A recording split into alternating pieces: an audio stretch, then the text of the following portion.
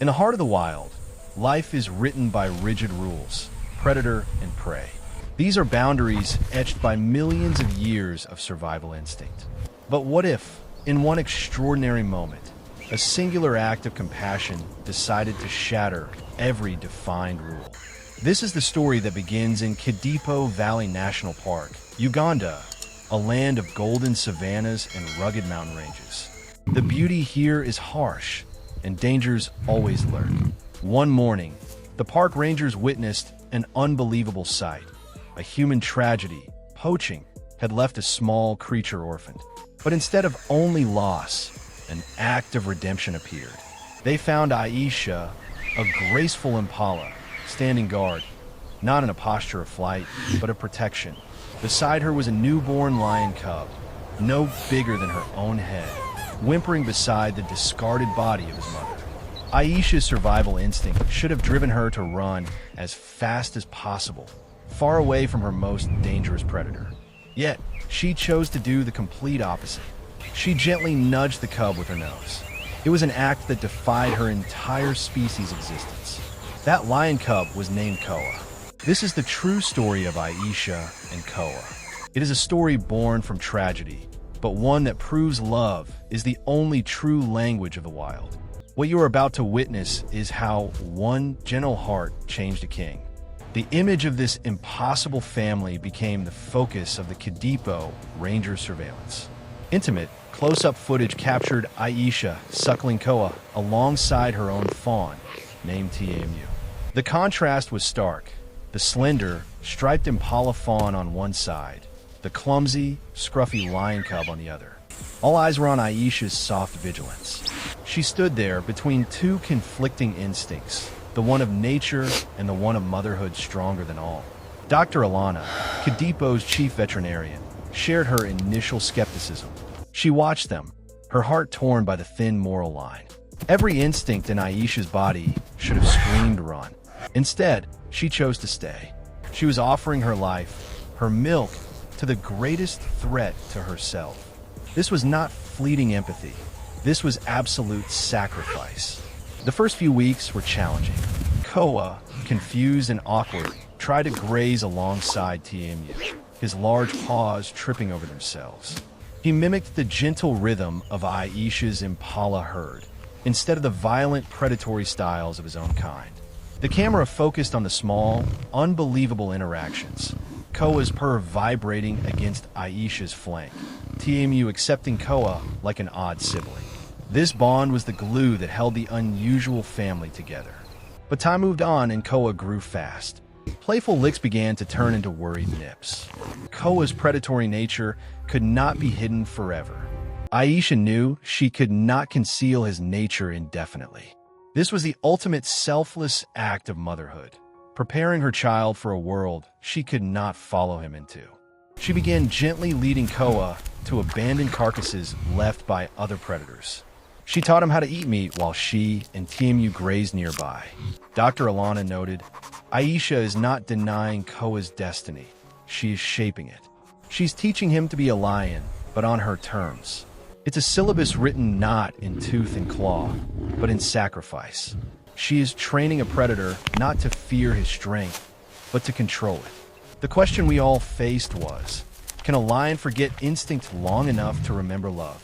Aisha proved that it could. She bet on the power of connection, trusting that Koa's essence could be molded by kindness. She created an environment where Koa was not forced to hunt impala for survival, thereby diffusing his natural aggression. She gave him the gift of choice, a rare gift in the world of instinct. With each passing day, the maternal bond grew stronger, despite their increasing differences. Their relationship became a living lesson for the Rangers. Even nature's most absolute boundaries can be blurred by the boundless power of compassion. As time passed, Koa grew into a large, imposing adolescent. The clumsy days were over. The size disparity between him and Aisha was now staggering. Koa began to sprout a faint mane, signaling the undeniable transition.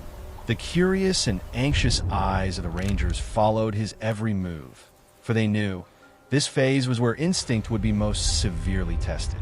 This was the moment Aisha had to teach the most crucial lessons, the lessons of limit.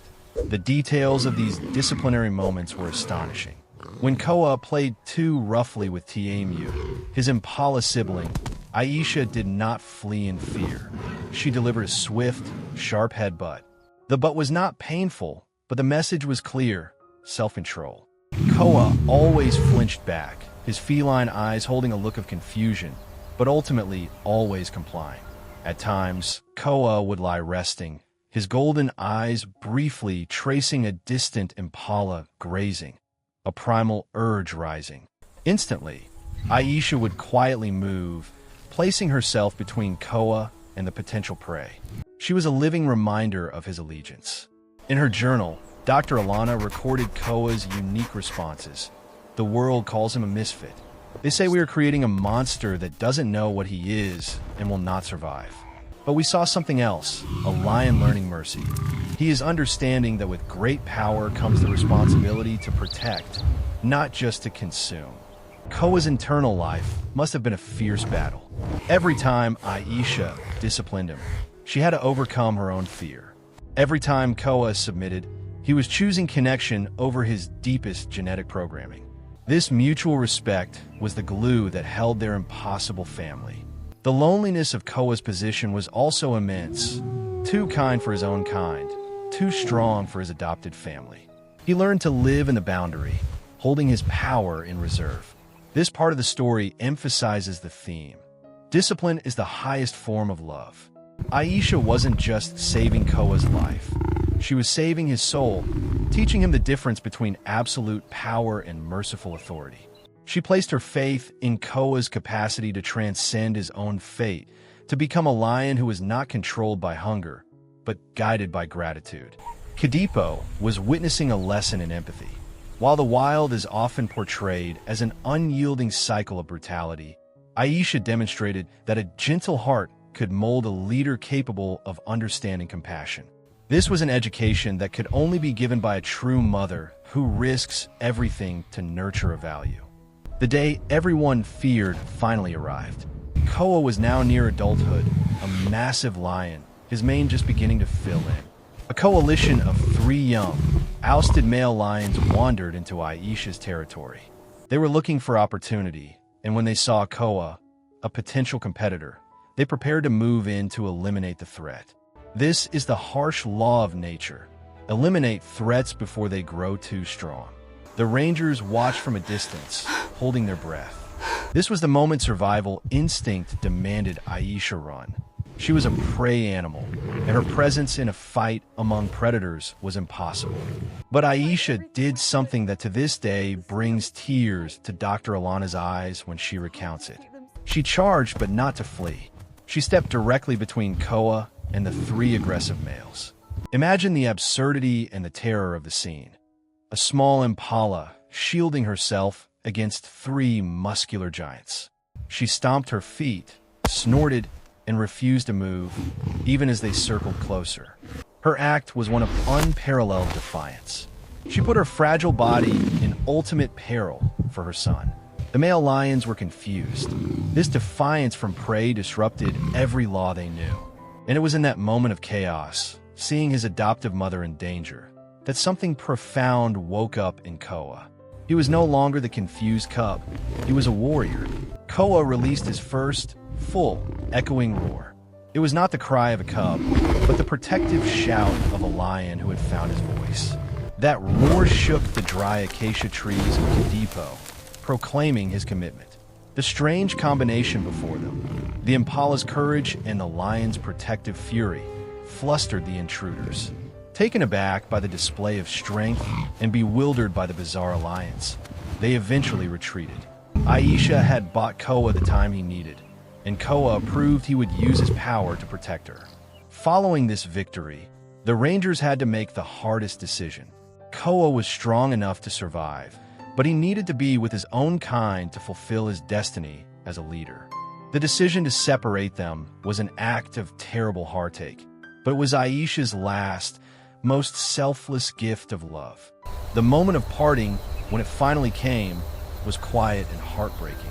Koa stood at the boundary line, watching Aisha blend back into her herd.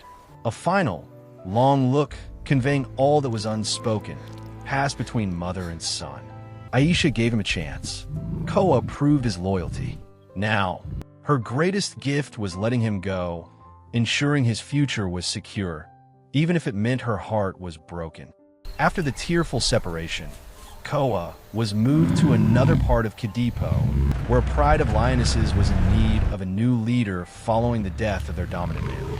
Koa, now a mature, majestic lion with a proud, full mane, faced his greatest challenge: acceptance by his own kind. The initial introduction was tense. The lionesses circled the strange male, who smelled of antelope and showed none of the typical aggression toward the grazers feeding on the sanctuary's edge. But Koa's unique upbringing had given him something rare in the lion world: patience and emotional intelligence. He didn't force himself upon the pride. He slowly proved himself, hunting and sharing generously, protecting the territory without the brutal violence often seen when males establish dominance. Within 6 months, Koa was fully accepted. Under his protection, the pride flourished. And this is where Koa's story reaches its emotional climax: the king's legacy. Dr. Alana continued to monitor Koa. She noticed an unprecedented behavioral pattern. Koa's pride became known for a strange habit. With dozens of prey species available, they consistently avoided hunting impala, even when they were the easiest targets. Koa had passed on Aisha's final lesson, the lesson of mercy. He taught his new family that true strength lay in restraint.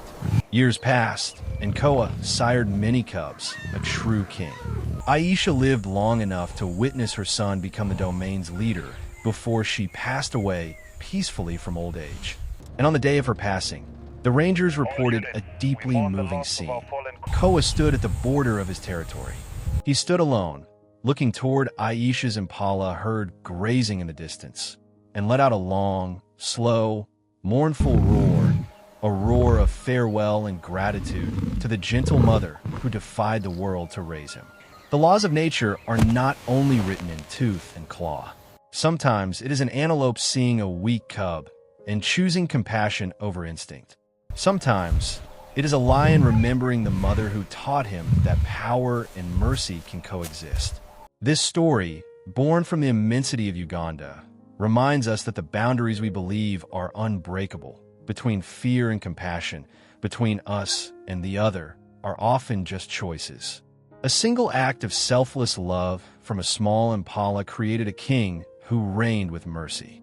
We all face predator and prey in our own lives. Our fears, our prejudices, our divisions. What boundary can you shatter with a single act of compassion today? If this story brought you hope, please hit the like button and subscribe for more true stories that prove our capacity for love is vaster than we imagine. Thank you for watching.